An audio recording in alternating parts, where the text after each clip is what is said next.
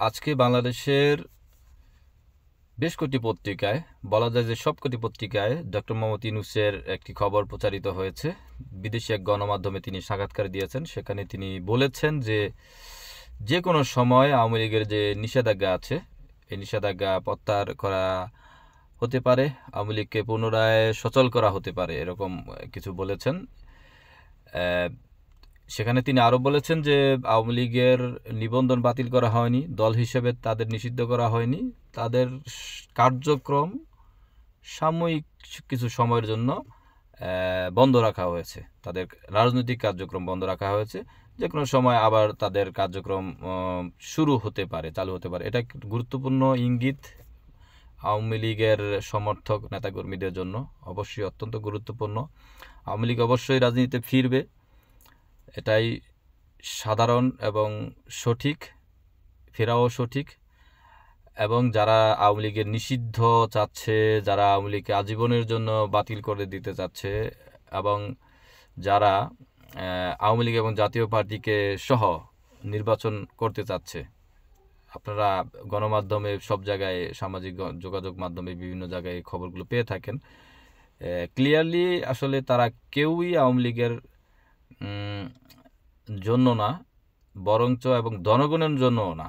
তারা মূলত চাচ্ছে তাদের ব্যক্তিগত বা তাদের যে দলীয় স্বার্থ বা দলের লাভ লোকসান হিসাব করে তারা কথা বলছে।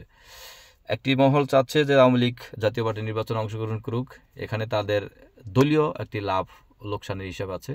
আবার আরও একটি অংশ, কয়েকটি ছোট ছোট দল মিলে এবং একটি বড়, মোটামুটি একটি বড় দল মিলে তারা চাচ্ছে যে আওয়ামী লীগ যেন নির্বাচনে অংশগ্রহণ করতে না পারে, আজীবনের জন্য যেন বাতিল হয়ে যায়, এদের এই অধিকার নেই এদেশে রাজনীতি করার।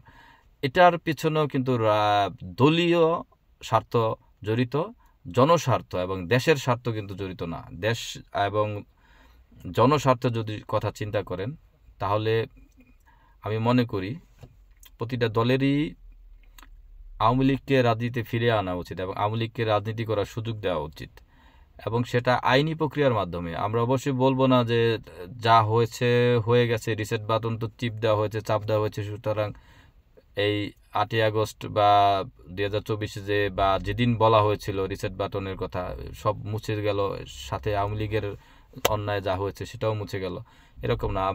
আমরাও চাচ্ছি যে আইনি প্রক্রিয়ার মাধ্যমে আওয়ামী লীগ নির্বাচন করুক, যাদের বিরুদ্ধে মামলা আছে, আইনগতভাবে যারা নির্বাচনে অংশগ্রহণ করতে পারবে না তারা নির্বাচন না করুক, এবং যাদের রাজনীতি করার আইনগত সুযোগ আছে, যাদের বিরুদ্ধে কোনো মামলা নেই, বড় কোনো ধরনের সমস্যা নেই, আইনগতভাবে যারা উপযুক্ত রাজনীতি করার এবং আওয়ামী লীগ করার, তারা আওয়ামী লীগটা করবে, এবং তারা সামনে নির্বাচন আসলে নির্বাচন করবে।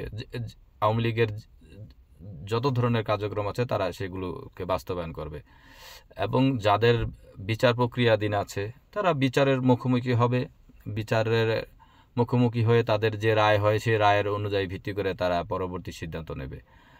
এটাই হচ্ছে বাস্তবসম্মত, আমরাও এটাকে স্বাগত জানাই। আমরা মনে করি যে এই সিদ্ধান্তটাই সঠিক হবে, এবং প্রধান উপদেষ্টা যে ইঙ্গিত দিয়েছেন, আমরা চাই এটার একটা সুন্দরভাবে এটির একটা বাস্তবায়ন হোক, এবং আওয়ামী লীগের যারা অপরাধী, বিভিন্নভাবে অপরাধী, শুধু যে এই গণহত্যার সাথে জড়িত তারাই না, এবং বিগত বিভিন্ন সময়ে যারা বিভিন্ন অন্যায় দুর্নীতির সাথে জড়িত সবাই যারা যারা আছে সবারই বিচার চলুক, তারা বিচার প্রক্রিয়ার মধ্য দিয়েই যদি উত্তীর্ণ হয় তবেই রাজনীতিতে ফিরুক। এই প্রক্রিয়াটাই আমি মনে করি সুন্দর হবে। আমি সবাইকে এবং সরকারের প্রতি আমার আহ্বান এটাই থাকবে। ধন্যবাদ সবাইকে। আল্লাহ হাফেজ।